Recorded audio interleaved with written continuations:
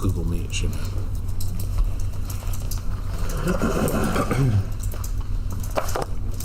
Oops. That's why I asked you. He said I'm hanging up. Blunt sometimes, so if we kind of balance. Sometimes, well, I can run your softness sometimes. So.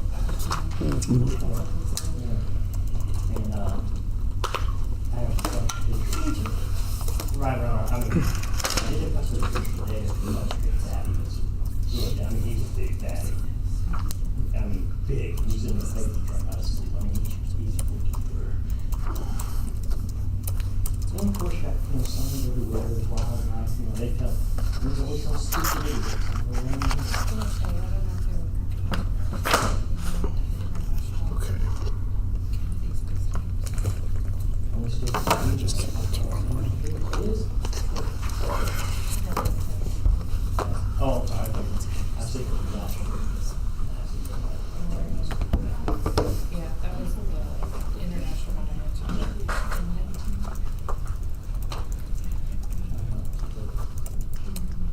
Well, we see lifeguard, I didn't have one lifeguard, see that, of course, it's a typical place down. Thank you.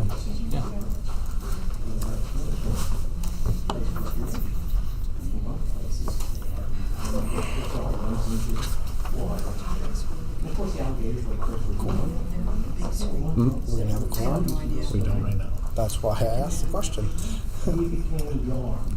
And they have pictures, actual pictures of the arm in this. It saved his life. It was two nurses that had been. I mean, that was really great. I think I heard someone. Yep. And that was 17 years. Tom, can you hear me? Yes, I can hear you. Can you hear me? I can. Awesome. Perfect, and we needed you for right now, so thank you. Oh, what did I do? Well, just to be you, number one, Tom, but you're our third person right now. I know one can be here, and I'm waiting to hear from one else, so.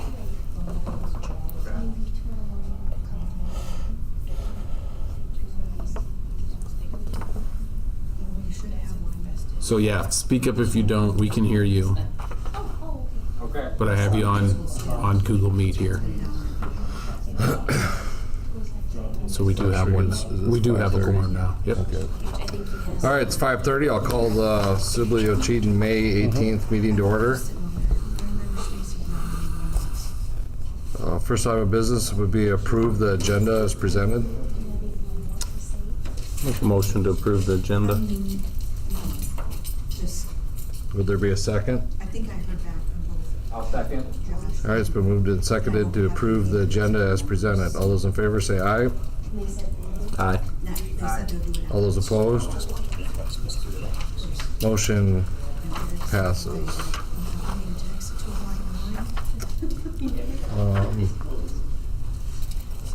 Okay, second item is the 5 school board basics. I'll just go ahead and read those tonight. Put students first, follow the law in your own policy, respect the chain of command, base decisions on shared objective information, and operate in the public eye. Also, a Sibley Ocheyedan mission statement. At Sibley Ocheyedan schools, we build partnerships to challenge minds, to invest in community, and to embrace life. All right, moving on to visitors. It looks like there was somebody that filled out. Mr. Ruggles, I'm the only one? you're the only one. This has been on the agenda, this is our vote, and I just didn't know what to do with it. Don't tell me what to do with it. But we had all but 2 eligible seniors registered to vote. And so, and actually the Secretary of State gave the tour to our kids. We were one of 2 schools that got to get the tour. All right. I got 3 minutes, right? I timed this today. How about 2.5? All right. Good evening, obviously, and first and foremost, thank you, the board. You're serving young people in our community, and that's truly altruistic. I mean, it's not happening. Unfortunately, there are many school boards across this country that have their own private agenda, and students are not the focus.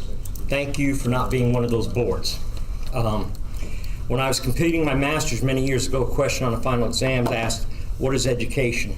And I said, well, some people wrote many pages, and I just simply answered, education is a socialist institution that wants capitalist results.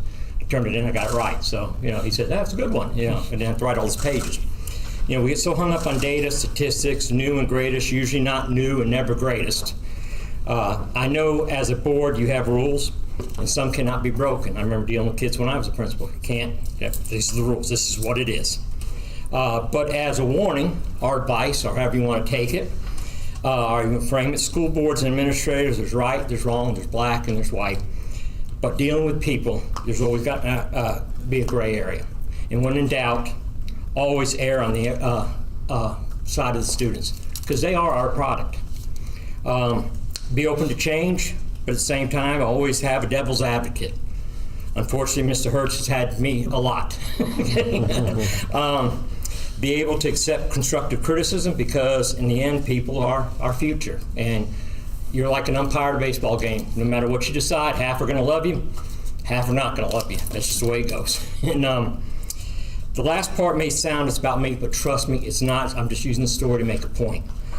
Yesterday, May 17th, was graduation, one of those milestones all kids look forward to. And yesterday was a milestone for me, too. It was 47 years ago. I was robbed, shot in the back by a man who previously killed 3 people, but I survived. In the police report, they said, I kept saying, there's no worse than football practice. And if you know football practice in the South back in the day, trust me, it wasn't worse than football practice in the South at that time. At the moment, set my direction in life. Engineering was my foremost, but then it turned out to be my backup plan. First one ever had education, and engineering is your backup plan. I had many people help me along the way, as we do here. One story sticks in my head. My last semester, I was coming up short. When I say I paid for my college, I paid for my college, every friggin' dime. I ate potted meat, that's how bad it got. I had no idea how I was going to come up with the money. I decided to go to the beverage company where I was working, work one more day. I worked there during the summer and during Christmas break. I never went home Christmas for 4 years. I worked at that company all 4 years. Figuring I'd get my last check and make my way back home. Didn't know what I was going to do. At the end of the day, I got my check, and it was wrong. I went to the manager, Dan, and told him my check was wrong. He said, not enough? And I said, no, it's way too much. I always believe in being honest. He paused, told me to finish school, and when I got a chance to make sure I'd help someone. I hope I lived up to this promise. I feel like we believe in hope, and we, all of us, community and all, are planting acorns. And our kids are our acorns who have hope. The man that plants an acorn has hope and vision for the future. He's never going to see that tree develop. He's never going to see the majesty of that oak tree.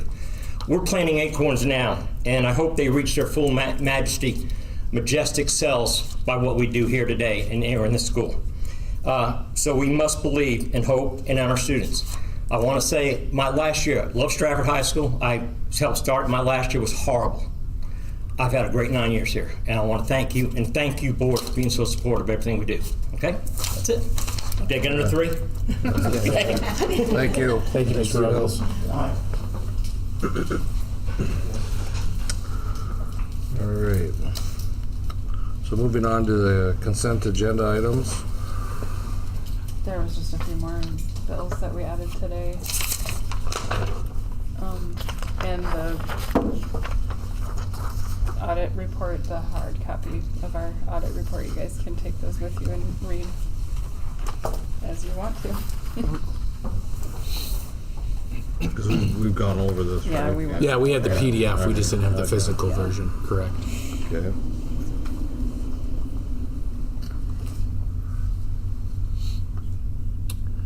Need a motion to approve it? Yeah, if you don't have any questions, we will. I don't think so.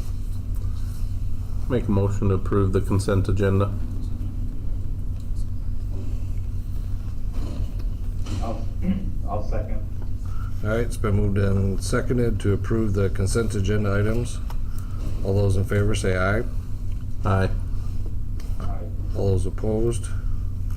Motion carries. All right, moving on to administrative reports, principals. Elementary, Mr. DeZeo. Yeah, thank you. So yeah, as we wind down here, there is not a ton to specifically report, but it feels like there's a ton going on. Just continuing to work through finishing strong. We completed our end of the year's assessments in terms of our ISASPs, our FAST, our iReady. Look at our instructional coaches. It feels like there's been a lot of assessments lately here, but super proud of the work that they have done in leading that and guiding that, and their help through those. So thank you both, much appreciated. So we're looking at that data. We've compiled some of it preliminarily. Unfortunately, like with our ISASPs, it's a norming year, they call it, so they reset the proficiency scores for each grade level, and so we won't know what our percent proficient is until later on this summer, at least according to the Iowa statewide assessments. So that's a little bit frustrating, but we have the raw data where we can kind of compare year over year. We can dive into different strands, different parts of each curriculum, the ELA and the math, and look at where are we doing well, where are we not doing so well, and trying to parse that information out and giving that information to staff. And they always do a good job of looking through that and finding places where we can continue to improve. So lots of field trips, things going on in the elementary building. We have field day that was supposed to happen today, but due to the cold and forecasted rain, we made a decision to move it to Thursday. It was plenty chilly outside, so I believe that was a good decision. So a lot of grades going to a lot of different places. A zoo trip tomorrow. Fourth grade goes to the Ocheeden Mound in the morning. Nature Center, second grade goes to the Nature Center. Third grade went to Willow Creek last week. So just a lot of things happening as we kind of try and put a ribbon, put a bow on the end of this year. So preschool graduation was last week Thursday. They graduated 26 kids, I think, something like that. So, and then our final day is this Friday. So, like I said, looking to finish strong. In terms of professional development, we continue to focus on our new teachers and how we can continue to support them through it. For all teachers, we're working through individual conversations with their professional development plans, whether or not they met their goals, and how we can continue to make it a worthwhile process here moving forward. Also looking forward to our professional development training session for our new math curriculum on May 27. It's an additional day that we are providing for our staff, but I know there are a lot of them are looking forward to it, so they don't have to spend so much time over the summer really diving into it. So we'll take a deep dive on the 27th, an introduction there.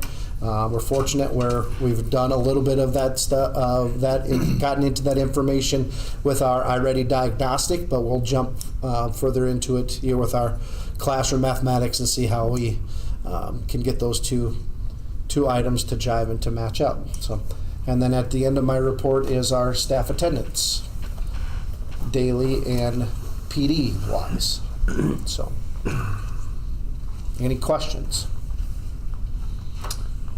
How often do they reconfigure the ISAP scoring? That's a great question. I don't know that they have a set number of years or a set cycle that they do it. This year the test is brand new. It's a leveling test for those who have done it digitally online, and so that's part of the reason why they're renorming it, because they don't know exactly how those scale scores will compare to in the past. And so when we say renorming it, they put all of the scores on the normal distribution, the bell curve we call it. Yep. And so then the different percentiles, wherever those percentiles come out, that will be your proficiency scores, and then everybody above it is proficient and below it is not proficient, and then they do like it's 2 standard deviations above the proficient, then those are the advanced ones, and some of that kind of stuff. So I don't know exactly, that was a long-winded way to say I don't know exactly when or how often they do it. Do you know how often? No, but it's triggered because Of the new is test changing. this year. Yep. So, Yep. that maybe it hasn't been since It hasn't we been. made the last changes to the assessment. I The don't- last one was COVID. Okay. I think it was 2020, something like that. That's right. Correct me if I'm wrong, but that 5-ish years, 5 to 7 years, seems Normal. Or yeah, If right. they haven't come up with a new test in the meantime. Right. Yep. And it feels like about every 5 years, 5-ish years, there's a new test or an update to the test or something like that. So, Nope. yeah, good question. I do have a question for the math curriculum. Are we keeping an eye on it from a district perspective? Because they've had some pretty negative news in the last couple weeks with, they have a lot of lawsuits with, releasing of information, not keeping things private, and I didn't know if it was a concern for Sibley Cheaton. That's a great question. Yes, we have had some of those discussions.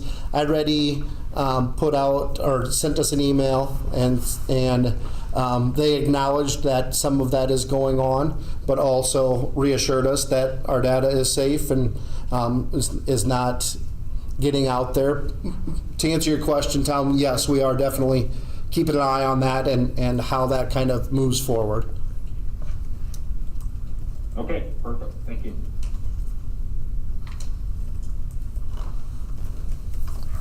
All right, anything else? All right, Mr. Hertz. Yeah, a lot to echo. I like how you said it. Not a lot to talk about in the report, but a lot going on. Just the end of the year, typical things, field trips and things like that. It's been busy, but I think kids are having fun, and we want to finish the year on a positive note. Sunday, May 17th, was commencement. That went really well. 51 seniors graduated. Really good turnout. We actually ran out of programs, so we might have to reevaluate how many we print. I don't know that that's happened since I've been here, that we've run out. So we had a good turnout of community and families. That was great to see. Overall, just working on finalizing this year and preparing for next year. A lot of work going into schedules right now for individual students. A lot of kids are very busy getting into the counseling office, making tweaks to their schedules at the high school. We're finalizing special ed and ELL student schedules as well. Those are done by hand by their case managers. We're kind of in the middle of, or at the end of one season and at the beginning of another season with soccer and track and golf overlapping with baseball and softball. So it gets to be, there's a lot of kids that are going to 2 practices on top of being at school. So that can be a pretty busy time for kids and for staff that are coaching those. 2 weeks ago, we had our teacher and staff appreciation. I thought that went really well. Appreciate the community support. We had lots of people bring in, cookies or different things for staff, or just reach out with appreciation, and I think that means a lot to our staff here. So I want to thank our community and businesses that helped with that reached out. Overall, PD-wise, wrapping up individual teacher professional development plan meetings, so meeting with each teacher individually for all teachers, and then I have a second meeting called a summative evaluation meeting, and that's for teachers who were observed. So I meet with them and go over the teaching standards and how they're meeting those. So that's new staff, and then any veteran teacher that's up on their observation cycle. So those have been going really well. It's great conversations, and just focused on what things we did well and what things we can continue to improve on. So, handbook wise, we'll present handbook changes in June. I do have just a few things that I want to give you a heads up on. So a few years ago, we added the careers course, and now we're at the point where we'll need to change the total credit requirement. If you've been here on the board, you maybe heard me talk about that before. We added careers a couple of years ago as a required class, and now as those kids come through, we'll want to increase the graduation requirement since we're adding additional classes to that required list.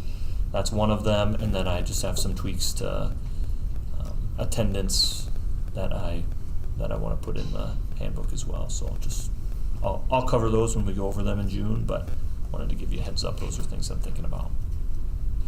My staff attendance is at the bottom. Any questions?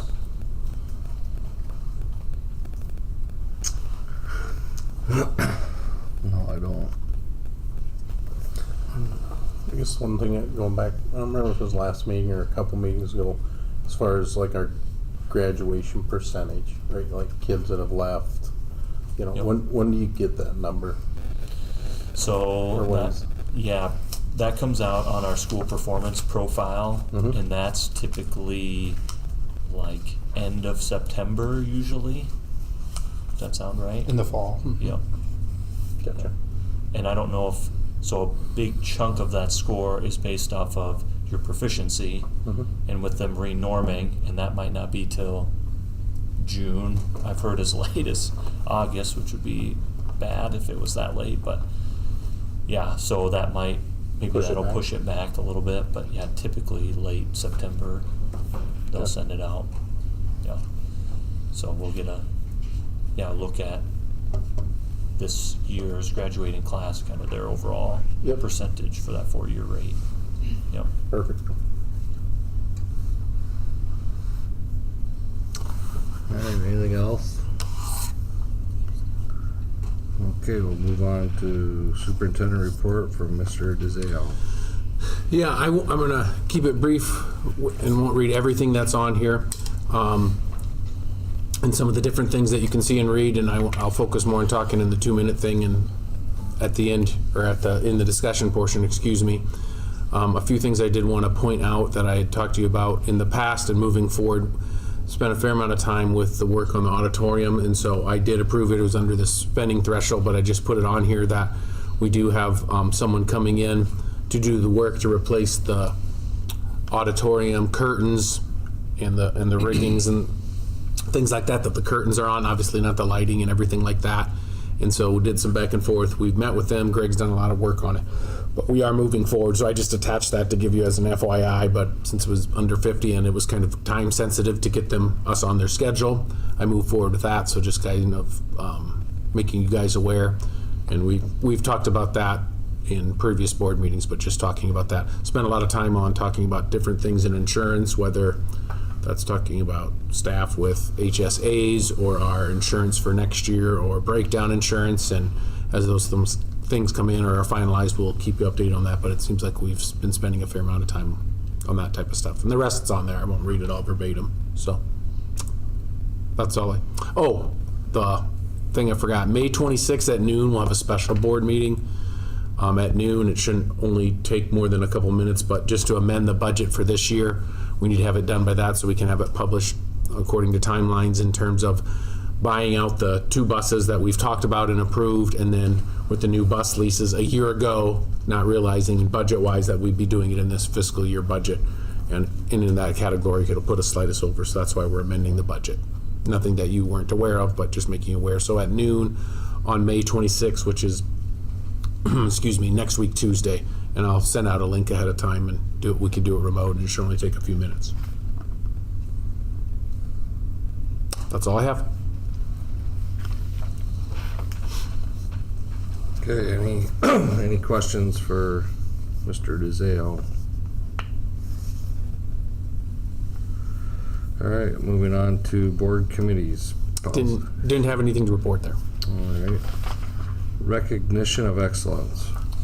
Our seniors are graduated, and so we don't have a representative, and I'll read that on their behalf here. So for vocal, congratulations to the SO Concert Choir on their outstanding performance Saturday, May 9th at Sioux City North High School for the IHSMA Large Group Festival. Our high school concert choir earned another Division I rating again this year, and I have received so many wonderful compliments from parents, teachers, judges, and audience members praising their performance. All 3 judges awarded the choir a Division I rating with scores 38 out of 40, 36 out of 40, and 39 out of 40. April Generals of the Week for April 10th, elementary Jose Ruano Valverde, middle school Nevaeh Nares, high school Becca Wolber, and staff Heather Klein-Waltrink. April 17th, elementary Jalen Perry, middle school Rita Ruano, high school Dominic Blanco and staff Nicole Rockman. And April 24th, elementary Doreen Phillip, middle school Chanel Ramirez, high school Damian Cruz, and staff Nick Glade.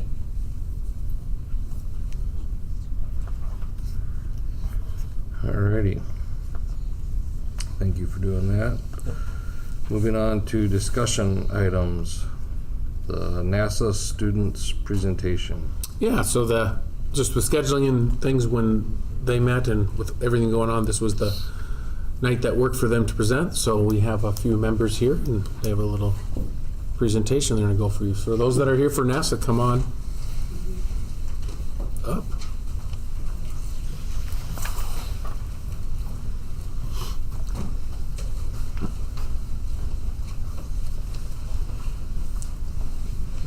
You bet. Thank you.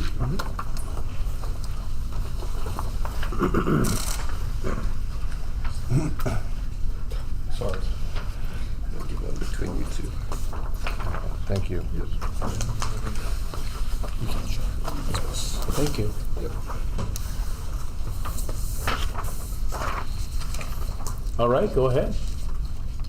So we are the group that went to NASA this year. My name's Yasmin Espinoza. Daniel Roses. Gabe Beavers, guys. I'm Violet Lingle. I'm Michelle Acosta Portillo. I'm Annabelle Chavez. So this year we went down to Houston and we did a competition to create a settlement on Venus for mining operations. It included about 300 or 400 people, and it was not a full year, but for a period of months that you would go up to the space, to Venus more specifically. And this will be more about the whole experience itself.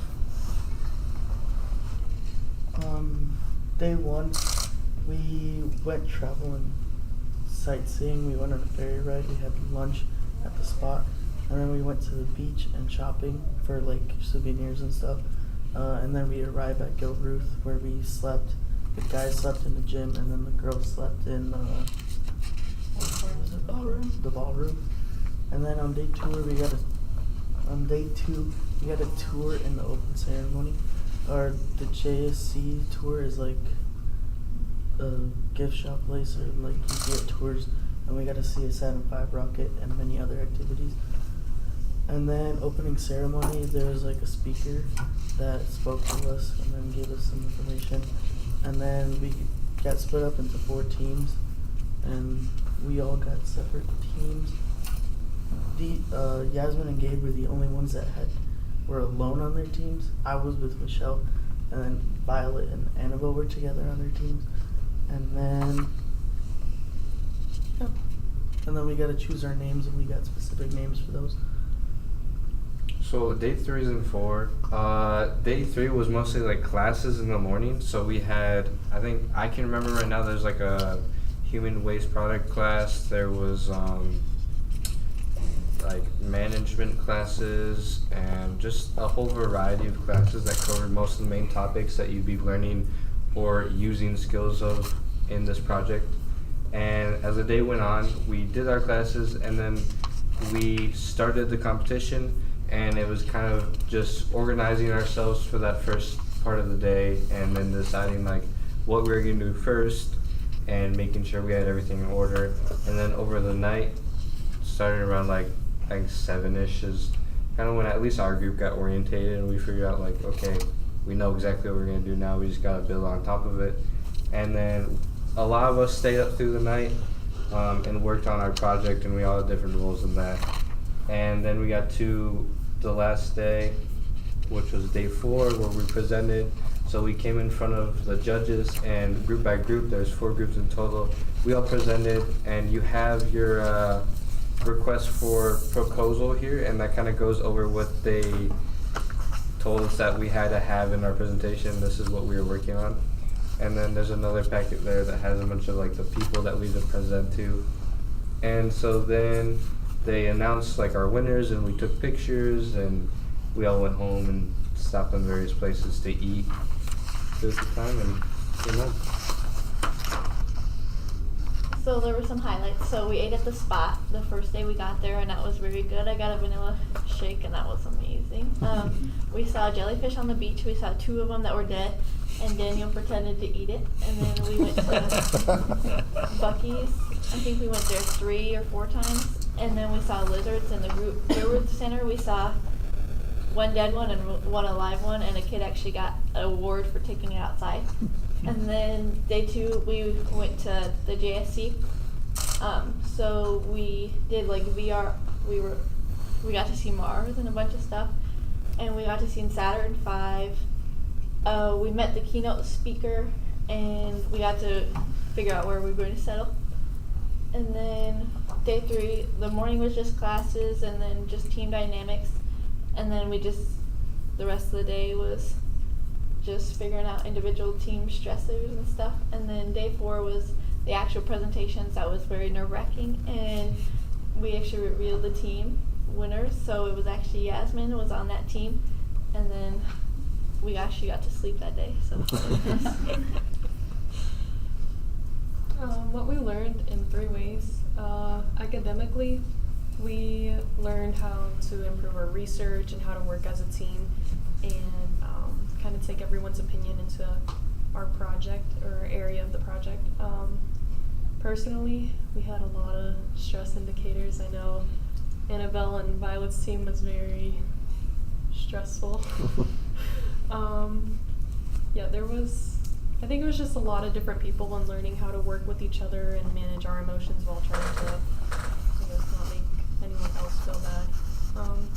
Professionally, we learned ways of networking, talking to people. I know Yasmin was talking to, was he a former? Yeah, so this gentleman named Andrew, he used to work at NASA, and he's now a subcontractor in a way, and he used to work on like spacesuits. And I talked with him for like a good hour, I think, one night. Yeah, and then we had our CEOs, which we could go to for like ideas and their thoughts and opinions on our creations. And then the red team, right? The red team, we also got some feedback from them as well. So that kind of tied into networking.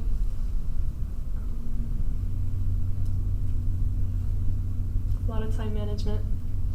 Yeah, I think we had 21 hours or 21 and a half, including mealtime, time to get ready, sleeping. So yeah, it was very hard. So I guess this is, if we could do it all over again, something that I would have done differently is talk to more people. I interacted with my group, but outside of that, I don't think I interacted with like other groups. So I think that I wish that I talked to more people from, different groups. I would have tried to get more sleep, because when I don't get enough sleep, it's a lot harder for me to communicate with other people. I would have not taken pre-workout to stay awake. The crash after studying and taking all-nighter after pre-workout was not very pleasant. I would have stayed in Texas. It was really nice. I would have gone outside more. Like, we were outside, but we weren't at the same time, so. Like Annabelle, I think I would have talked more. I only really talked to my team when I had to, and mostly for communication purposes. For the project, I didn't really talk to people on like a personal or social level. And then Krug wouldn't change a single thing about it. She had a great time. So my favorite part was the tour of the JSC. Just getting to see just everything that it had to offer was really cool. Mine was trying to eat the jellyfish. I was laughing all night with 2 of my friends from my team. Mine was Buc-ee's, but I really did enjoy the Space Museum. That was really cool. Mine was the beach.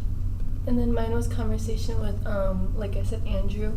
I got to really pick his brain and talk about all these different things I had questions about, and I just sat there asking everything, and he just enjoyed it, because I don't think a lot of people try to ask him things. And then Krug really enjoyed that it was so close to this, the launch, because I think it was the day we got there, the astronauts left.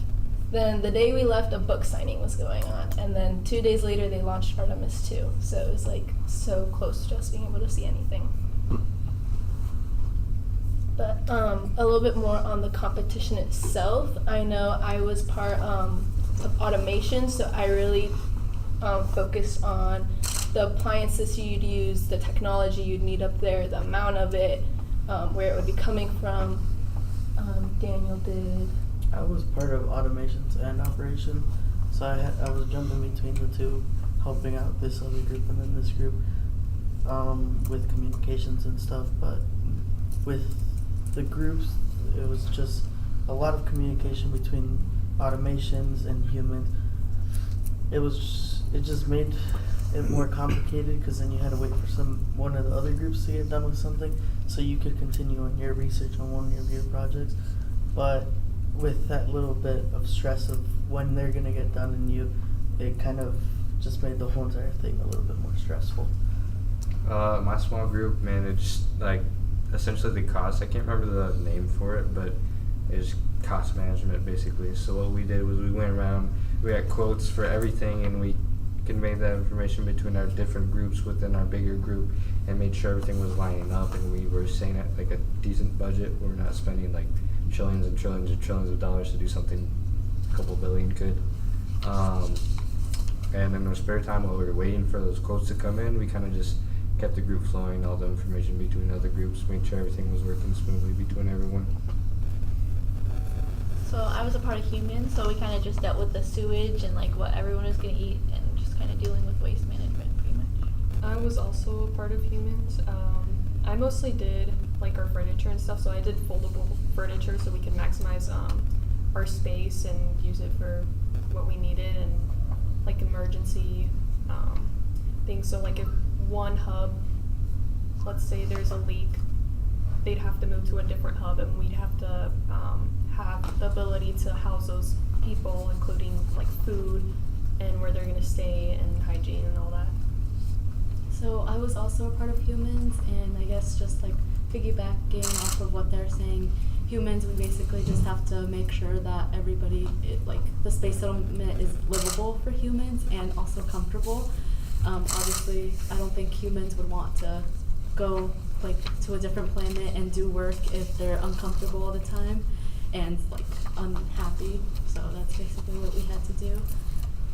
So overall, it was kind of a big design over everything it would take to bring a certain amount of people up, the materials, the cost, the resources, and using all your knowledge and brain power along with these random strangers that you're just kind of grouped with for 22 hours and solving this task. And most of us, of course, we try to do the best we can. No one can get it 100%, but it's truly like just a challenge for your brain and pushes you to think better and more creatively. I know Gabe and I had a bit of a higher role in our teams. Daniel and Michelle unfortunately did not, and then Annabelle and Violet, as previously mentioned, they unfortunately had a very stressful time with their team. But like I said, these experiences are very different.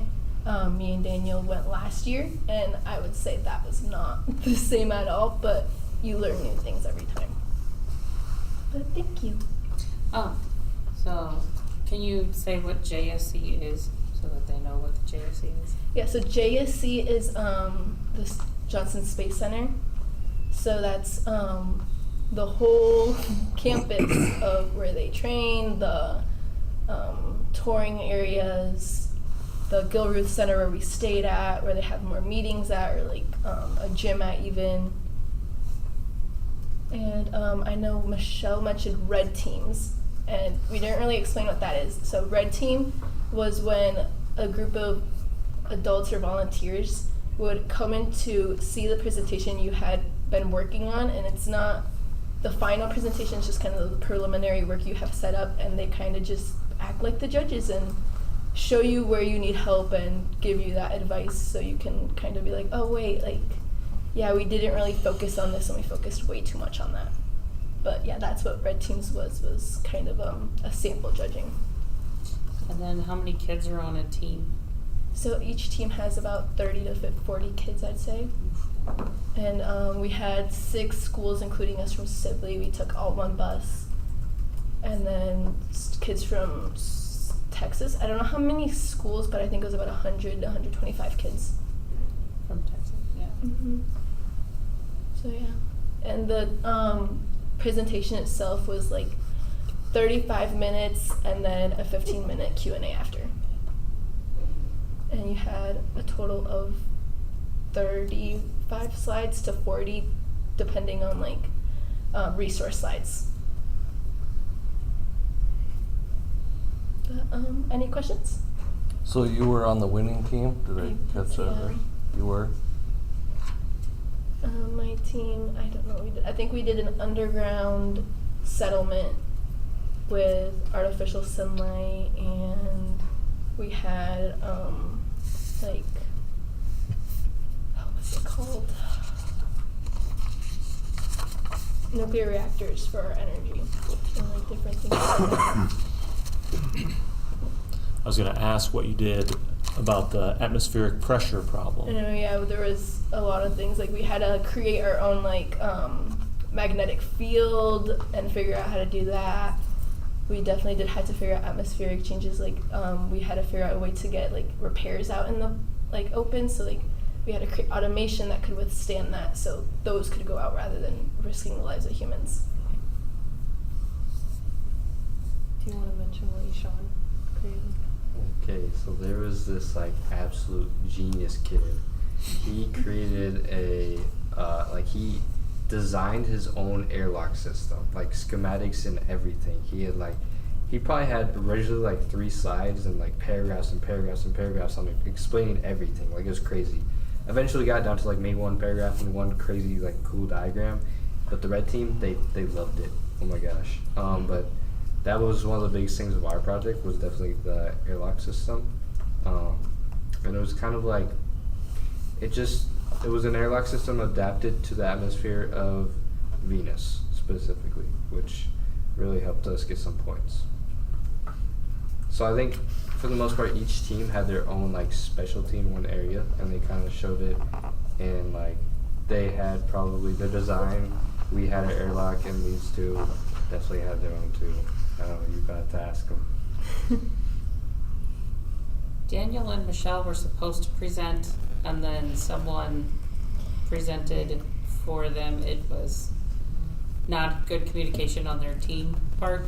So they were ready to present, and they were all ready to have their slides that they were going to talk about, and someone went up to the mic in their place. And so. Yeah, being from Iowa, we were definitely looked down upon by the Texas kids. Yeah, they did not like us.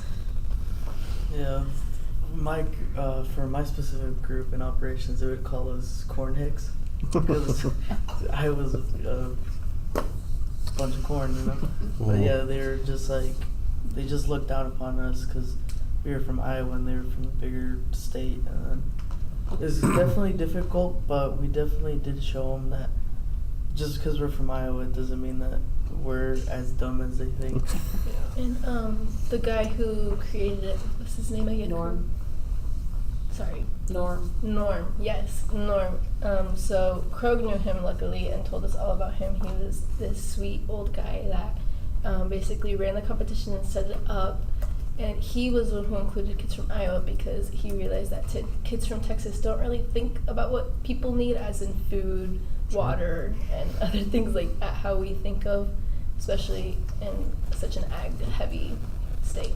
So this competition started in the late 80s, and then in 2000 was the first year that Iowa kids were invited in, and they said the food production went up exponentially when the Iowa kids came down, because he said, you guys know how to grow food. Yes, we do. So. Yeah, there was a kid from Texas on my human factors team, and we were talking about food, and they wanted us to eat insects while we were up there. Yeah. Would you guys have potatoes? Potatoes. It was weird, a bunch of weird stuff. Yeah. For my group, they tried to bring a train up there on a plane. Yeah, they were trying to bring a whole train. You definitely learn a lot of new, interesting ideas that you probably wouldn't have had on your own by working with these new people. But it's a fun experience, and even though maybe we don't have the best time with some of the students from Texas, I know each of these girls and Gabe has said that they would go again, although of these mishaps. So if someone from Sibley Cheatham next year is on the fence thinking about going, would you encourage them to go?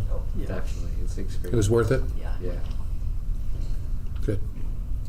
Today I took a straw poll in my classes and I have probably 12 to 15 kids that are interested on top of these 4, so may need 2 chaperones next year.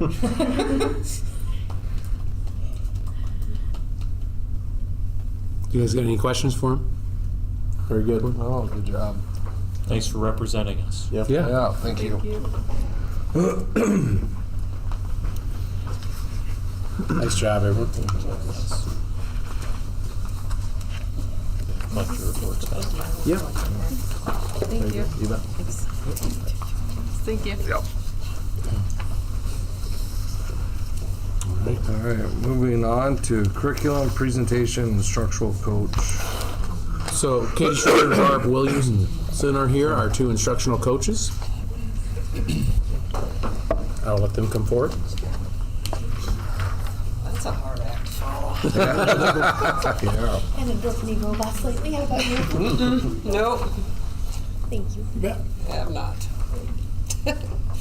So we thought we'd just start out by introducing ourselves. I'm Barb Williamson. Brad and I lived here for 20 years before we moved to Milford 6 years ago. And this is my 23rd year at Sibley. I have 33 years total. Most of that has been in special education. I did 3 years as a reading interventionist at the elementary school, and this is my 2nd year as an instructional coach. So I'm still learning. And I'm Katie Schroeder. I've been teaching for 10 years, 7 years at Sibley Cheatham. My background is in secondary English, and then I married an Ashton boy and came to Sibley and started teaching middle school technology, and then moved into the instructional coach role shortly after that. So we were excited to share today a little bit about what instructional coaching is, as it's a fairly new position to the world of education, and so a lot of people aren't familiar with what we do or how we do it. So a simple definition we have up here, an instructional coach is an educator who works with teachers to improve teaching practices, student learning, and classroom effectiveness through collaboration, support, and professional growth. So we're going to break down what that is. So Lindsay, who was the former instructional coach before I took over, showed me a book called Taking the Lead, and it's kind of about instructional coach's role. So the 10 roles are listed up there on this slide. We're going to go through each of those 10 roles and tell you kind of what fits under what we do under those roles on each of the upcoming slides. So the first one is the resource provider. We end up sharing a lot of information with our teachers in their different content areas. Reading and math tend to be one of our highest ones, as that's where we provide a lot of our interventions for students who are struggling in those areas. We help our teachers with accessing, using, and evaluating resources, making sure that they're high quality research-based materials. We help analyze resources before we place them into our classrooms. We collaborate with area coaches about relevant resources. There's a monthly coaches meeting in Orange City where we meet with the majority of the school's instructional coaches in the area, and we work together to talk about resources and different things that we're doing. And then we assist with technology. One of the ways this year specifically that I helped with this, our middle school reading interventions, our first semester, we were seeing that there wasn't the growth we were hoping to see when we took our A reading and auto reading tests in the winter. And so we knew we had to make a change as far as how we did interventions. So Barb and I, with Casey and Kent, we met with the AEA and we looked at different reading intervention materials, and we found really great reading was a great option for us. And so we were trained in it. We provided the information to our teachers to help roll it out, and then supported them as they rolled it out and helped our students. Another role is being a data coach. So we do screeners 3 times a year in both math and reading. We also do the ELPA tests for the ELL learners, and then we do the ISAPs, which are in towards the end of the year. So all of that produces data. So we help organize, analyze, interpret all of that data along with our teachers and administration. We talk data conversations in our buildings to our with our teachers, and then coordinate the MTSS process, which is if students are struggling, bringing them up, what are our next steps with those students. And then we also do progress monitoring, which is required by the state of Iowa in both reading and math. And then we also have intervention plans that we also create. Instructional specialist. So one of the things that we work hard is to make sure we have a lot of instructional strategies in our tool belts that we can share with our colleagues. We provide them with instructional strategies through our trainings, through modeling and coaching cycles. There's a lot that goes into that. Professional development, we take time to provide trainings. That's one-on-one meetings with teachers during prep times also. And then modeling, where we go into the classroom and we teach at different points and show the teachers how to use those strategies and then support them as they practice it. And then using that within all 3 tiers of the MTSS process. And I'm sure you've talked a lot about MTSS in the past, but those are our 3 tiers. Tier 1 and Tier 2 is where we primarily work heavily, and Tier 3 is more of our special education. But Barb is an expert in that too, so she helps a lot there also. All right, curriculum specialist. So we have lots of different curriculum, and I would say for this year, I was involved a lot more in this when we were looking at the new math curriculum. So I was more involved than I, say, last year. So trying to pick out the best curriculum out there, because of course all curriculums want you to get theirs. So we have to make sure it fits with our district, our state, our standards. Trying to deepen the knowledge of all of our teachers in those areas. So I feel like I've watched a lot of webinars, took some math courses, taken letters, the different things that we're doing to try and deepen my knowledge so that I can pass that on to the teachers as well, and trying to keep them current on all the new stuff that's out there. And then also co-planning and helping them with lessons and units if they need it. Learning facilitators. One of our roles is we help our building with professional development. Mentoring is one of those bigger areas, technology, integration, and application. And depending on the year, it can be other content areas too. We're both currently taking the LETTERS training, which is a 2-year commitment to learning more about the science of reading and those lower level reading skills that for me as a secondary English teacher, I didn't have those trainings when I was in college and my undergrad, so we're looking at hopefully filling some of those gaps that our own teachers have in the building, so we can help our students in those reading areas. We help our teachers with their IPTY-DIPTY or their individual professional development plans. Every teacher has to write one and fulfill it within the school year, so we do a lot of brainstorming and helping of writing those plans. And then helping our teachers with licensure renewal information, helping them know what kind of credits and classes they can take, how to convert initial to standard license, and then renewing those licenses within those time frames. We're also a mentor, and we teach mentors and mentees. We have an in-house mentor program for the 1st and 2nd year teachers, so when we hire new, fresh out of college teachers, we can work with them, tell them what it's like to be a first-year teacher, help them through all of that. We talked earlier about how we feel like the second one, supporting staff emotionally. Sometimes they just need somebody to talk to. And psychologically and professionally, we're that person, we hope, that they'll want to come to and feel comfortable. That's why I have a couch in my office to sleep. And curtains that close. And curtains close so you're private. So we try to be that person for them. And then also explaining any procedures or expectations for the newer staff that we have. Catalysts for change. So I feel like a lot of our time when we're in the classrooms, when we're in different areas of the school, we're doing a lot of observation and support in our current practices. And then our role is unique in that we get to see multiple content areas and multiple grade levels, and so we can have that unique opportunity to maybe see gaps or areas where we could change for the better. So we like to introduce and propose new ideas or problem solve current challenges that teachers are facing. A lot of times I feel like people reach out when they have problems, and then we get to help brainstorm solutions with them. And as everybody knows in education, you're a lifetime learner.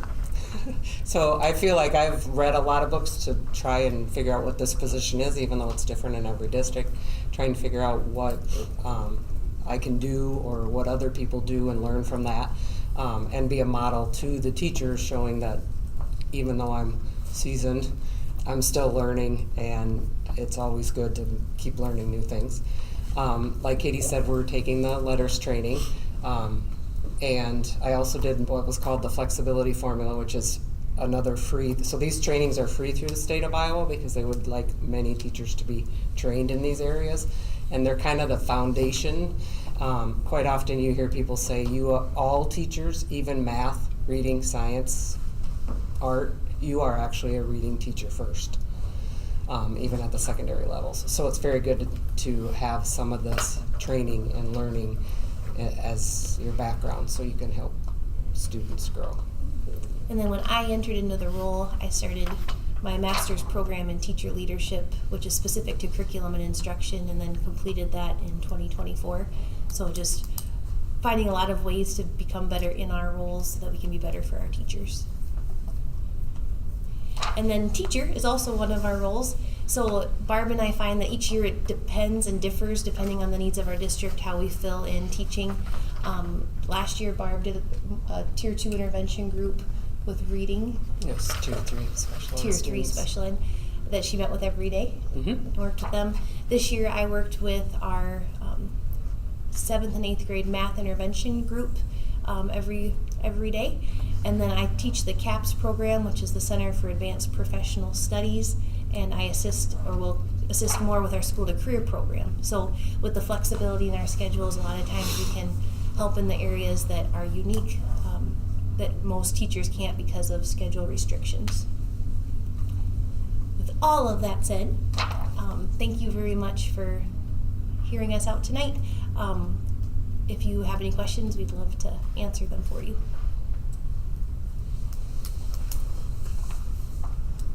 I guess, do you work with all the teachers for the most part?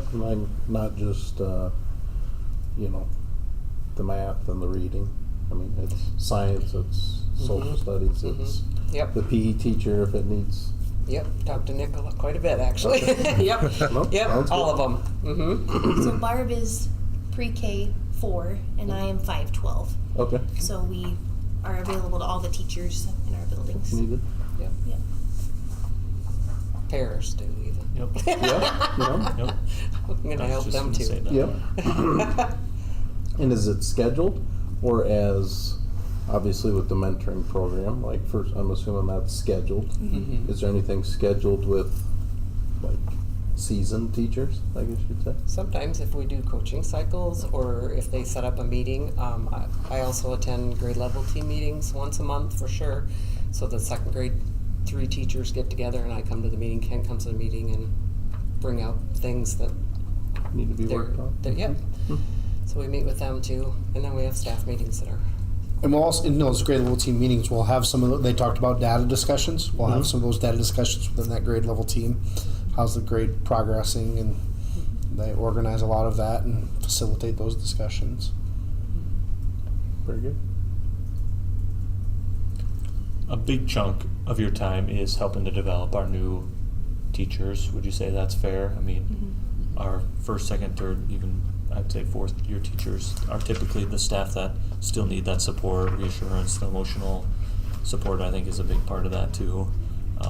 And just as they gain more experience and more knowledge, gradually that support tapers off. But then a new curriculum's introduced and it kind of, they need that big support again, and then that tapers off. So yeah, I think every year looks a little different. Yeah, ebbs and flows.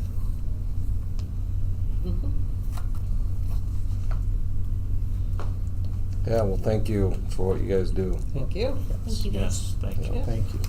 Yeah, no, appreciate it. I thought it'd be good to let you guys know what they do, because we talk about instructional coaches, but you can go, what does that mean? Right? Right. Now we know. Thank you guys. Yep, thank you. thanks. Thank you both. All right. School Board Appreciation Month. So May is School Board Appreciation Month, and just on behalf of our district and their patrons, everyone wanted to thank you guys, and we'll get those done here later, but just appreciate you guys' effort, because we know it can be a thankless job at times with not a lot of pay at all, but we do appreciate the work you do and the importance, because we know that many of the decisions you make, as Mr. Ruggles said, any decision, if it's in the public eye, some can like it and some aren't against it, and most of the time people don't speak up unless they're against it, but we appreciate the work you do to support our school and stand up for our students. So I just want to thank you and appreciate the relationship with all 5 of you. All right, thank you. Recognition for music for best communities for Music Education Award. So if you remember, Mr. Kelly Jacobsma presented last month and said they were waiting to hear about this because he presented at the April board meeting. I think the email literally came 2 days later after the board meeting that he was hoping to check and find out, and we did get that for the 9th year in a row. So this is a piece from the email that was sent to him. Congratulations. We're pleased to inform you that your dedication to music education has earned you the 2026 Best Communities for Music Education Award from the NAM Foundation. Your collective efforts between teachers, admin, parents, students, and community leaders has been instrumental in making music a well-rounded education for every child. We applaud your community's unwavering commitment to create an environment where each child can learn and grow. More than 7 applied, but this year Sibley Ochita is one of 7 in the state to receive this award. And as it says up top, it's for us, it's the 9th year in a row. I don't have any data to say if anyone else has been that long, but I would guess that's on the high side to compare to most. And it's not just a given or in the bag that we're going to get that each year either. It takes some work to do that. Who gives this award out? NAM, which stands for, I don't remember the man. I think the National Association of Music something. Education. Something education. Yeah, something foundation is where that comes from, and then where they evaluate that. Okay. And where it's recognized at. National Association of Music Mentor Education. I don't remember what it. Huh? Music merchant. Music Merchants. Okay, that's. And who sponsor? Ray Smithville usually is the one that comes and presents it. Yeah, they'll I be remember one that of in them. the past. I guess it's. I don't know if that was different or. That'd but be this would be the same thing. Yep. Yeah, okay. Yep. All right. Moving on to 2-minute board policy and finance moment. Well, I can't promise this will be as interesting or entertaining as the 2 previous presentations to NASA and what our instructional coaches do, but follow up from last month. So when I said give a heads up with some of the property tax legislation that did go through, and just try, and I don't expect you to know, I'm not going to read this all, but just kind of the conversations we've been having with some of our groups. So this is part of an email from ISFIS, which is the Iowa School Financial Information Services, that we're asked about, and then I'll kind of work backwards because I said it's bites in the ether here. So he says, yeah, hey, Cameron, I had asked some questions and I put part of his response in here. The problem is in the bill's language, it's ambiguous. The term authorized expenditures appears in, and that's Iowa Code 257.7, where it's defined as the lesser or your of the budget or your maximized authorized budget. However, the Department of Management has the authority to interpret, and in our conversations with John Parker, John is with the Department of Management, and he represents the school side of things. The current plan is that the 35 limit applies to the maximum authorized budget, which I'm going to explain here in a second. The limit for the UAB is then carried forward in 2027, and they give some numbers and data there. I'm going to show you why this interpretation matters here, and you can see what he's pointing out. And in short, if their current plans hold, the district's UAB at the end of FY26 should be okay, is what he's getting at. So I'll just point out what he's referring to. So I just took what our UAB was last year, and if you remember, here's my trivia point. What does UAB stand for? Unspent authorized balance budget. Budget. Yep. Unspent authorized budget. Some people do throw in balance, but it's the budget. So I stripped out the other years in the projection and just put last year. Okay, for our UAB. You don't have to know all these numbers, but at the bottom, okay, so it shows what our expenditures, and this is for FY25, shows what our expenditures were for the year, what our maximum authorized budget would have been, and then after we took out those expenditures, what our unspent authorized budget, that leftover balance is, okay? And if you remember right, last year we said we ended up actually being to the positive there, right? Basically breaking even. Well, if I take that 4.2 million, 4,296,000, and I divide it by the expenditures number, I get 42.5%, because that was one of the interpretations, okay? If they're saying your UAB can't be any higher than 35%, we're over it under that interpretation, right? But if you take the 4.296 million divided by your maximum authorized budget, which is often what we use in school finance and some of our things, our percentage and how we define it in our board policy is 29.83, which would be under, right? There's a big difference. One, we're like going, oh, do we need to spend that down? The other, we're not. We can't give you fully the answer yet. I found out this afternoon, it appears the governor might have signed this bill this afternoon, because she has till June 3. But the Department of Management isn't going to rule on this till there's a signing. So I won't go through all the slides here. I pared this down, but did a presentation about a week and a half ago that we viewed among other schools, and just to show you what we're thinking about the same things. But this limit says, here's the problem.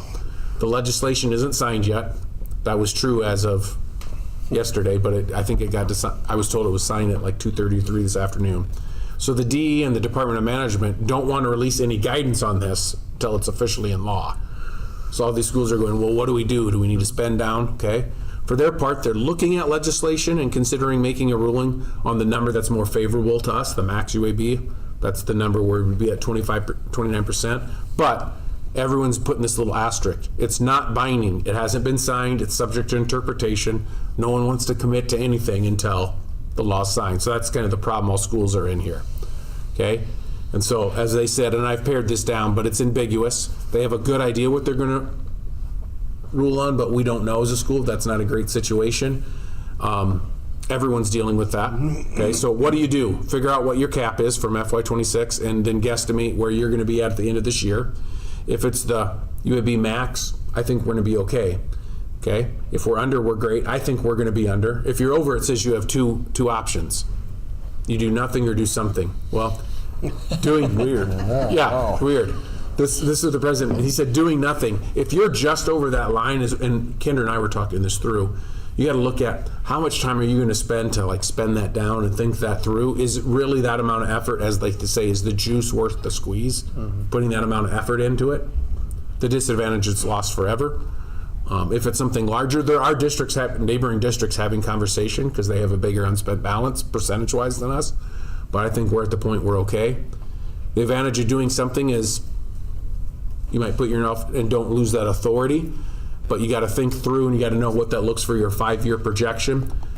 What they recommend, here's what I'm going to point out. What they're recommending is, they've told us for years to manage your budget, spend things out of other funds first, right? Spend your PEPL down. Jamie should, yep. Use your save, spend out of your management. They're like, instead of buying new things, some of those things you're taking out of that, could you shift those burdens out of those specialty funds, save on them, and put them in the general fund? That's kind of what we hinted at last month, right? Talking about the bus leases, are there insurance, other things that we could spend that normally go out of management or PEPL would we spend out of general? That's kind of what we're thinking. That's kind of the guidance that they're giving now statewide, all right? So at least we felt justified in, hey, we're not the only ones thinking that way. They said, regardless of what you do, your path, make sure you're communicating with your board, which I've been trying to do and be upfront with you guys, whether that's good or bad.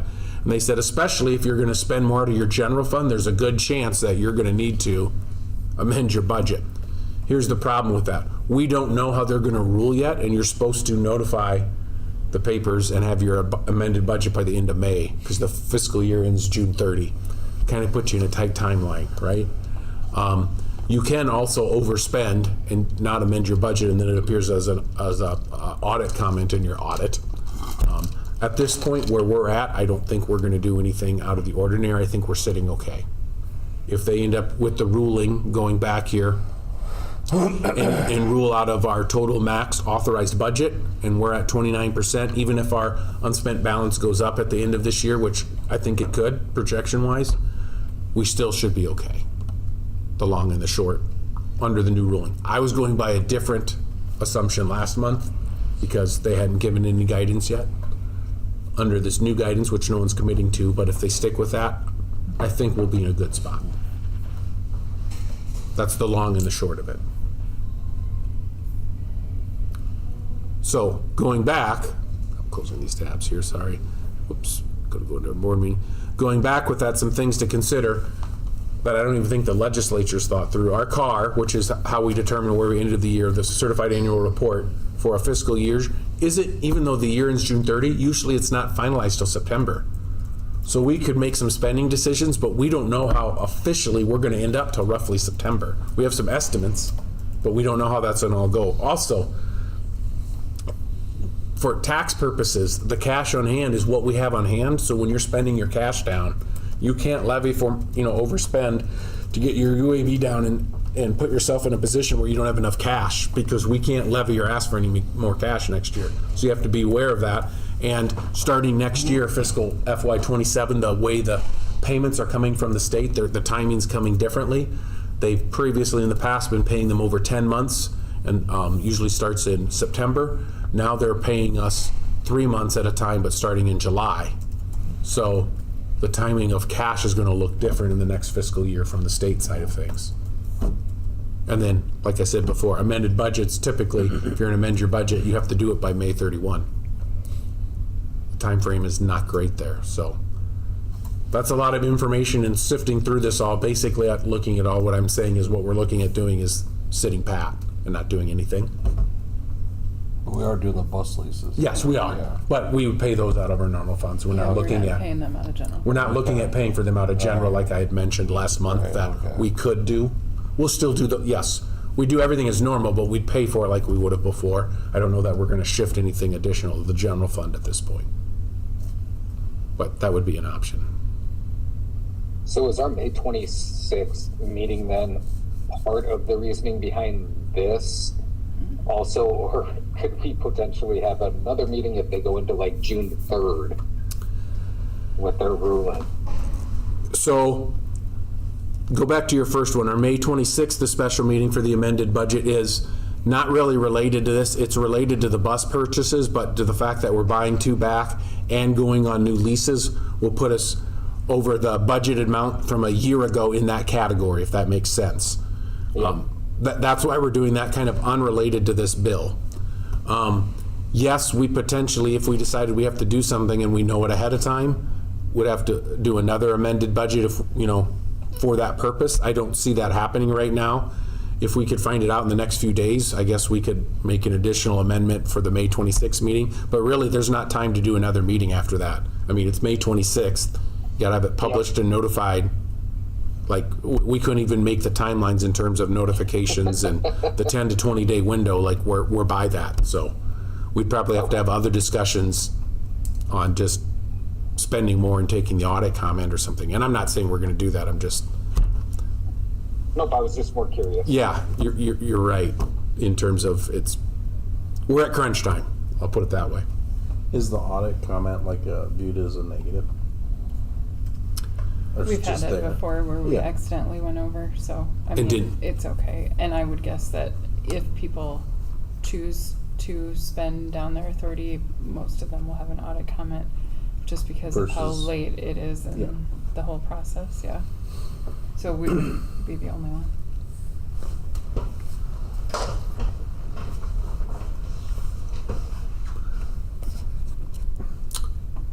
Did that answer your question, Arthur? Yep.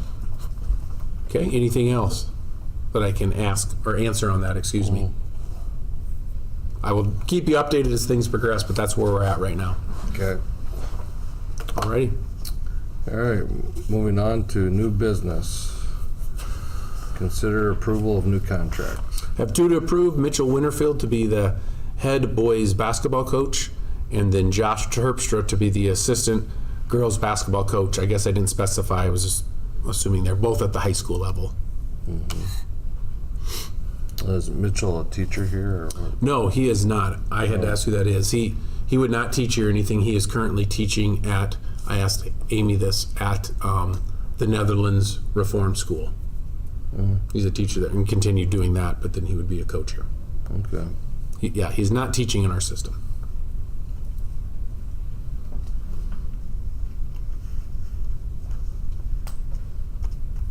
Okay. Make a motion to approve the 2 contracts for the new coaches. I'll second. All right, it's been moved and seconded to approve the new contracts for the 2 new coaches. All those in favor say aye. Aye. Aye. All those opposed, same sign. Motion passes. Consider approval of operational sharing agreements, work-based learning coordinator. So we've done this before. Central Lyon hosts the contract on this. Just trying to give the overview. Roughly, we have 1/5 of it, 20%, and so does Boyden Hall, continuing the agreement we did this past year. And this is for Jordan Menning. I guess I didn't say that. Another question I had, he's moving into a new role, the way it reads at Central. He did this past year. I Right, worded you that. already done that? Yep, he's been doing it this past year. Yep, he was their AD. I was trying to update that. I might have left that there with the new role. He left the AEA. He's been employed at Central Lyon for the past year, and he's been their AD and then served as our work. And he did work-based learning opportunities for them as well, and then doing that for us in the past year. So we would continue into the next school year. So our 1/5 cost is similar to what it was This yep, last year. correct. Okay. Yep.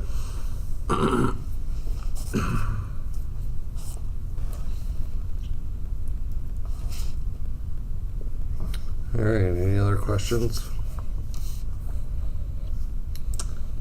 I'll make a motion to approve the work-based learning coordinator with Jordan Manning. I'll second. All right, it's been moved and seconded to approve the operational sharing agreement with the work-based learning coordinator as presented. All those in favor say aye. Aye. Aye. All those opposed? Motion carries. Consider approval of registration fees for 2026-27. So annually, the board approves those fees, listing the fees that we're talking about there, the instructional fees by grade span. You can see that. The only things that were adjusted is what I mentioned on top, was the adult and family activity tickets. The adult tickets for one is 100, and then 2 people 150, and then the family 200. In reaching out and looking where other schools are at, that's where a lot in our area or that had similar fee structures had. So we moved that to that, but kept everything else the same. Is the instructional fees similar to what Yes. other schools are? Yeah, similar in the. There's no one set standard one, but I'd say we're in the ballpark. Yep. Okay. Yep.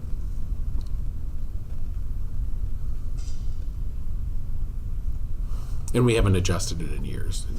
We've tried to keep that just for family affordability's sake. Yep.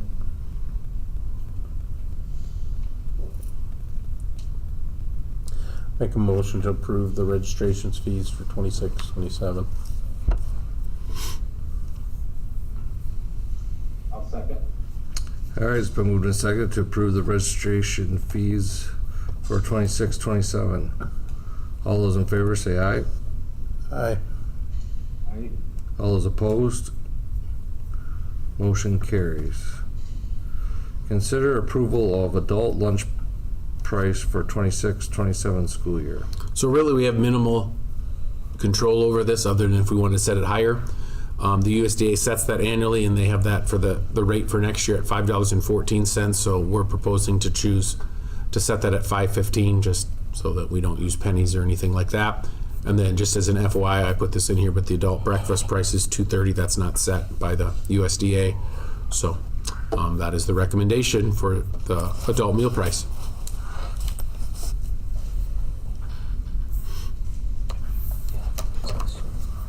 I'll make a motion to approve these. Sorry, I'm breaking up here. Nope, we got you. We can hear you. Okay. I'll second. All right, it's been moved and seconded to approve the adult lunch price for 26-27 school year at a rate of $5.15. All those in favor say aye. Aye. Aye. All those opposed? Motion carries. Consider approval for student breakfast and lunch prices for 26-27 school year. So they're listed below in looking at what our nutrition balances are and trying to make it so that in the future we don't have a huge jump. I'm trying to avoid that so we raised them the 9-12 lunch prices, and I had this memorized and I wrote it down. I didn't write it down, but if I remember right, we put the 9-12 lunch price up 20 cents and the K-8 and breakfast K-12 prices up 15 cents. The reduced lunch and breakfast, that's set by the feds, that's been set that way. And then extra milk is 50 cents. And then the student second lunch price is the same as the adult price. That's if they get seconds, right? Yep. Yeah.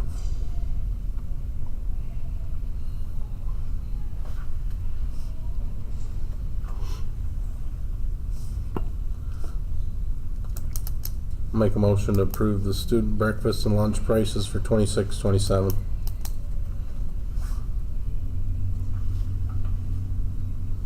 I'll second. Okay, it's been moved and seconded to approve the student breakfast and lunch prices for the 26-27 school year as presented. All those in favor say aye. Aye. Aye. All those opposed? Motion carries. Consider approval of milk bid 26-27. So does it recommend to approve Prairie Farms for their milk products and the milk bids attached.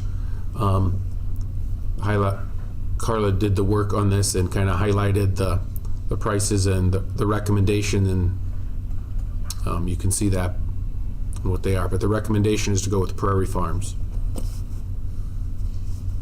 Is that who we're with today? Correct.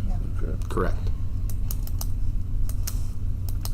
Make a motion to approve the milk bid for 26-27. I'll second. All right, it's been moved and seconded to approve the milk bid for 26-27. All those in favor say aye. Aye. Aye. All those opposed? Motion carries. Consider approval of pizza bid for 26-27. Once again, Carla gathered this and appreciate the work on that.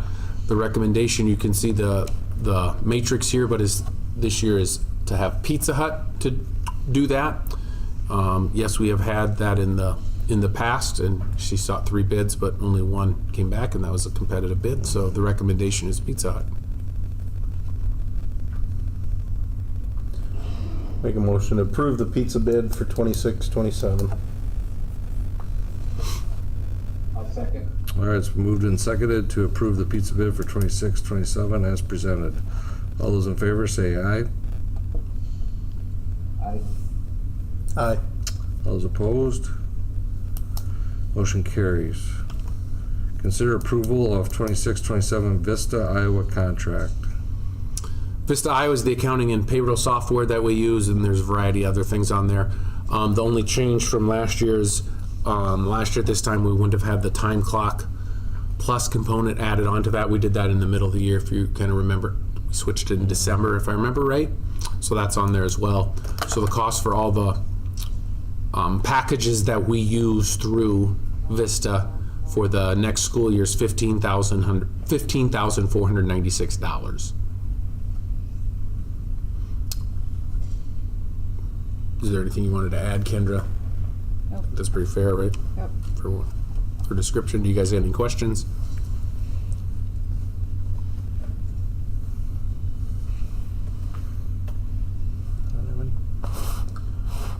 Make a motion to approve the Vista Iowa contract for 26-27. I will second. All right, it's been moved and seconded to approve the 26-27 Vista Iowa contract as presented. All those in favor say aye. Aye. Aye. All those opposed? Motion carries. Consider approval of L&L Builders Pay Application Number 9 Elementary Project 2025. So this is the request for the retainage. That you can see the pay app attached there. This is at the elementary school. This is for the elementary, correct? This is the last one. This, Yes, this is. we are, so we are all good now. So we are approving, yes, we are close to, we still have something that we want them to work on, so we think that will be done here in the future. SiteLogic asked us to approve this, but we will withhold payment till they give us the go-ahead to submit that. We're hoping that will be the kick in the butt for them to do the little bit of final work that we need in the mechanical room.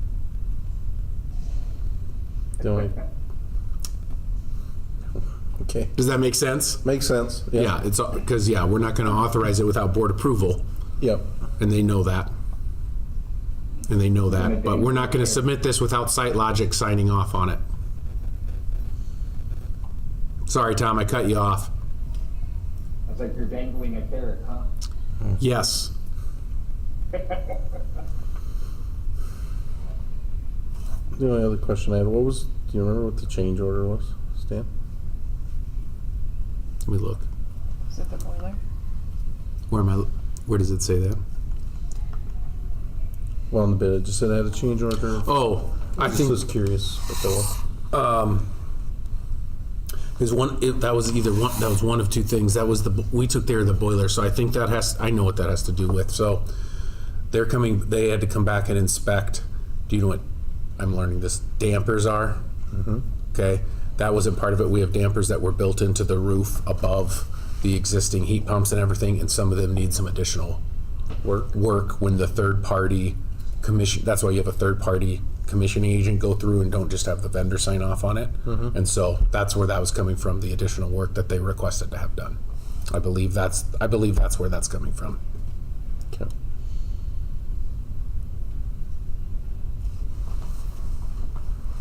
Because we haven't had many And then, change orders recently at all. I mean, they've just been finishing work, so. Yep. Sorry, Tom. no, so from a heating and cooling perspective, then the elementary school, like, I know there was a couple rooms that might have been using space heaters because we weren't getting adequate heating and everything, so all of that is this part of that too? Is this that group that did all this work? Yes, that's all tied together, for lack of a better, I don't know how to explain that, correct. I know like what you're referring to, like that was one of the heat pumps, that has been since replaced, I know that, because I asked that specifically in the last month. Okay, I was just making sure that, Yep. that all our I's dotted and T's crossed, so. So that's it too. Thank you. No problem approving it, but let's just make sure that I've asked you the know. same questions. Yep. Yes, and you're asking the right question, yes.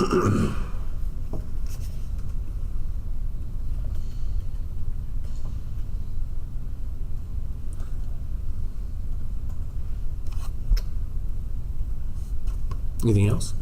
Nope. I'll make a motion to approve the L&L Builders pay application number 9 for the elementary school project 2025. I'll second.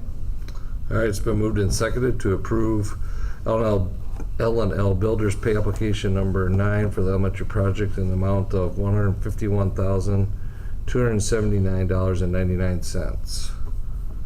All those in favor say aye. Aye. Aye.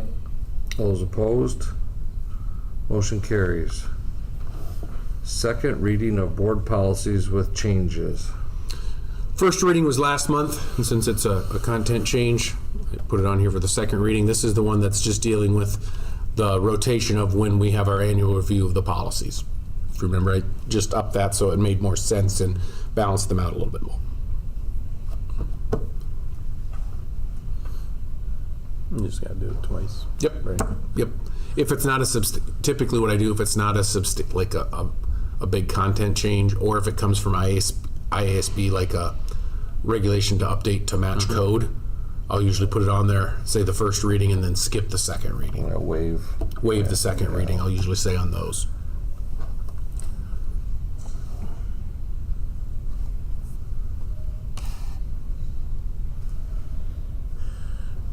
Make a motion to approve the second reading of the board policy with changes to 209.06.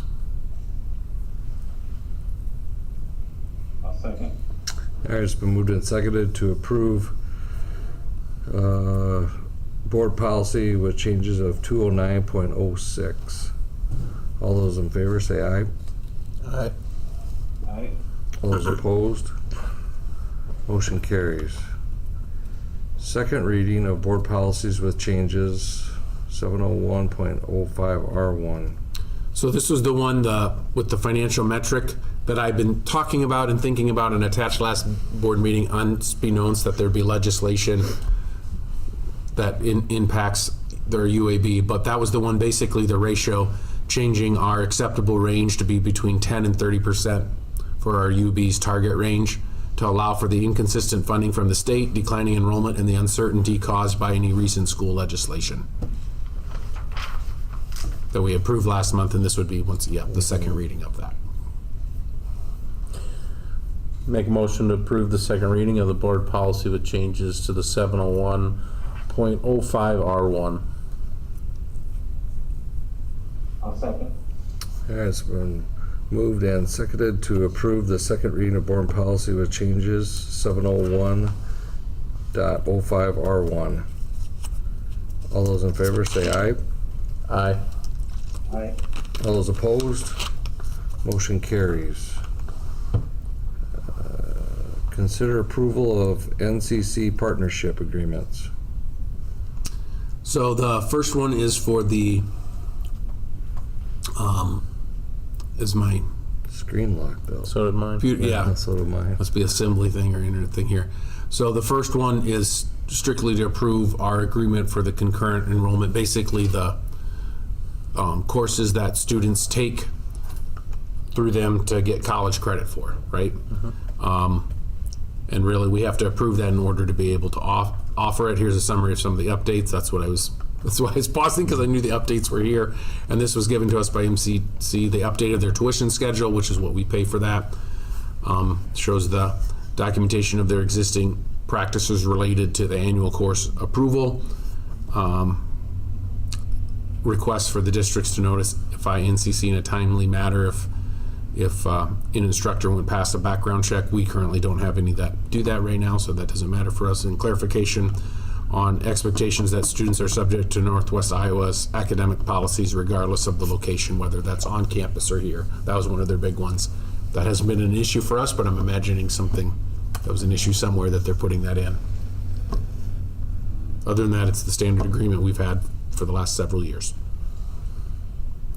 Question I had, like, so kids that take college classes, we pay for those at school, or they Yep, pay for them? we do. We pay for them? We do, which is, that's why we have to approve the agreement, concurrent enrolled agreement. Yep. They have to take in what's authorized. Sometimes, doesn't happen very often, they might have some new offerings and then someone requests to take a course that we haven't approved, and so sometimes Casey's listed that a few times to, over the years, not recently, but to add this course to the list because we didn't have it on the initial approved list. But yep, Gotcha. per Iowa code, we pay for that. Yep. What fund does that come out of then? General. General fund. Yep. Okay. General fund. When you say Iowa codes, it's law that a student wants to take college courses, school's got to Yep, pay if for it's it. through us, it's what's called concurrent enrollment. Correct. Gotcha. Yep. And so sometimes seniors, if they're taking several, Right. their senior year, can have several credits built up before they go to college. And we've had several graduates the last handful of years that have finished college in 3 years. And number one, congratulations, they did the hard work. But two, some of it is because they brought a lot of credits in that if you use that the right way, Yep. that benefits them. So it's a good thing. We have pretty good participation in that. We do. Yeah. Yeah, we have some stipulations that, for them in order to take them. Typically freshmen and sophomores don't. Freshmen don't at all. Have to have a certain GPA. Do well in your ISAPs as a little carrot. You're not going to be not proficient on ISAPs and then take college courses, classes. right? And they have to finish them too, right? They have to finish the course. We expect them to, right? It doesn't. Okay. For the most part, they do. Something. For the most part, they do. There's a few that don't finish or fail, but yep. And how does that factor into their high school GPA at all? Right? It does. And it'd be on their transcript. Yep.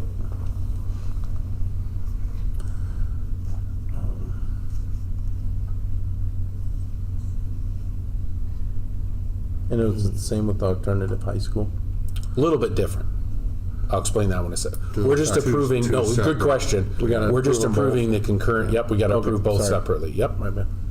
We're just approving the jointly or concurrent enrollment means you're taking a course you get credit for in high school and college at the same time. I make a motion to approve the college credit jointly concurrent enrolled courses. I'll second. All right, it's been moved and seconded to approve the jointly enrolled courses agreement with NCC as presented. All those in favor say aye. Aye. Aye. All those opposed? All right, motion passed, carries. Now we'll move on to the alternative high school. The alternative high school agreement, to summarize, basically is we do not use them as often as we used to, but we have to have an agreement in place with them in order to utilize that if it's needed. For the most part, if we have students that fail or need online courses, that I'm not talking college courses, but we do that through our own online credit recovery program right now, which is our first priority. We even have an agreement in town with, if it works for some that maybe that doesn't work for them being on campus. We've had an agreement with some students that have taken those courses at the library here in town. We try to exhaust those options first before we send someone to NCC for alternative school. There's been a few times and maybe that's worked out best for them where they ended all the other options here. This past year, I don't know that we utilized this program at NCC. I'm trying to scramble my brain to think of anyone, and I don't think we did this year. Usually there's at least one. When I first started as principal, we had several per year, but we didn't have any. I remember using it in the past. We did, but we didn't have other options at that time either. That's been something that we've developed and added, yep. But we have to have the agreement in place in order to have that opportunity.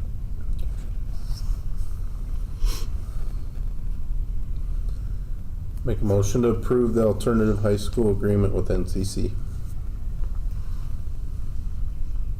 I'll second. All right, it's been moved and seconded to approve the agreement with NCC for alternative high school services. All those in favor say aye. Aye. All those opposed? Motion carries. All right, moving on to additional items.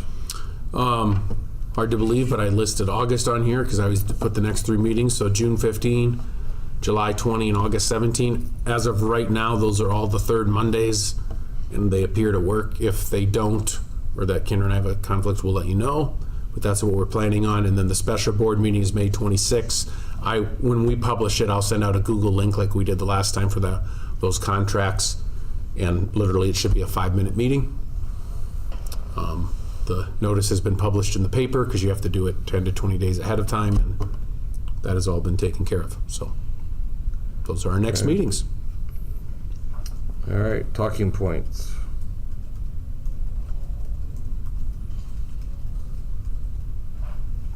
I liked the NASA presentation. It's the third time I've heard them talk, because I heard them talk to Kiwanis, another group, and they kind of add a little bit each time and maybe get a little more comfortable. Yeah. A little more comfortable with presenting. So Yeah, I remember coming in the fall, I think, and asking to go, right. but I don't remember that many kids asking, but maybe they all weren't there either. They were not that many, that is correct. Yeah, Yep. I was kind of surprised that many kids went, I guess, but.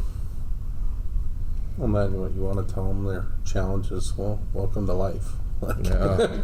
I think that is actually part of, right? Like, if you'd hear Miss Krogman Carrie talk about it, she'll say that's part of it is like they want them to experience stressors. Yep. The program's designed for that, for them to experience stressors and different things, so that you have to work through that, because that's going to happen Right. in any adult job. And that's part of why they do it, like, over the through the night, right? I think so, yeah, to put a timeline on, put them in a stressful situation. Yep. Give them a little lack of sleep. Yeah. It'd be interesting. So. No, I thought the instructional coaches did a good job of laying out like all their, duties. They did. After some of our work realize sessions this year, some of the times they presented data, and I said, how about I said, maybe I got to do a better job because I know some people had said, what do they fully do? So I'm like, why don't you give an overview of what you do? And I thought that'd be really useful for you guys. So they did a great job of presenting that. That's nice to have. How long have we had those positions? I guess I was trying to put it together when she said she came So in before Katie was in the middle school position, it was Nancy Watterson. Yep. That's what she finished, and she was the first one in that position. And Lindsay Helmers was the first one in the other position. So it's been a few years. And so, but they didn't do that all the time too. So I have in my mind was like the 2016, but That was my guess off the top of my head too. that I have that year in my I started in mind. 17, and I guess I can remember. I've never remembered them not having Right. it. So, But I don't, it doesn't go back to like the year 2000 or anything like Yeah. that. But I could be off a year, but I think it's about 2016 is when that started. 2015, somewhere in there. Yeah, those are two great presentations. I Yeah. thought that was informative. So I guess Mr. Ruggles thinking school board and what they've done, and I guess what he's been through, and they're bringing this Champions Cup there. yeah, I don't know if you caught that. That was for signing seniors once they turn 18 to be registered to vote. Yeah. And he got, I think if I remember right, everyone who turned 18, he got to sign up this year, and then all but 2 they were able to bring to vote at the November election. Yeah, he's always done that. That's good. Right?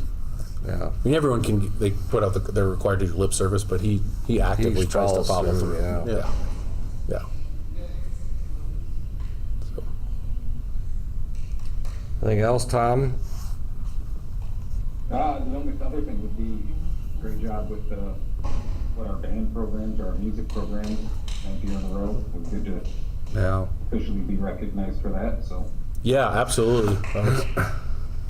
That was cool. Yeah, they said last month they were waiting, and Kelly talked to me. I think he got it the day after, and he told me 2 days later. He's like, "Yeah, I got the email." So that was great. That great news, great recognition. All right. Well, moving on to motion to adjourn. Make a motion to adjourn. I'll second. All right, it's been moved and seconded to adjourn. All those in favor say aye. Aye. Aye. All right, motion carries. We're adjourned.